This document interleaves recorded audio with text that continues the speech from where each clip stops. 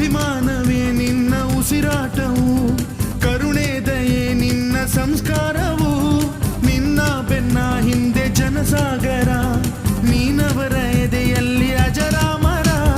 ಬಿಚ್ಚಿದ ಈ ಕತ್ತಿಗೆ ಹೊರೆಯಂತೆ ನಾವು ಎಂದು, ನಮ್ಮ ಈ ನರನಾಡಿಗೆ ಈ ನಾದಿ ಸ್ಫೂರ್ತಿ ಬಿಂದು. ಸಿಂಹಕ್ಕೆ ತಲೆ ಬಗ್ಗದು, ಕದನಕ್ಕೆ ಎದೆ ಜಕ್ಕದು, ನುಕ್ಕು ನುಕ್ಕು ಮುನ್ನುಕ್ಕು ನೀ ನಡೆದುದೇ ದಾರಿ.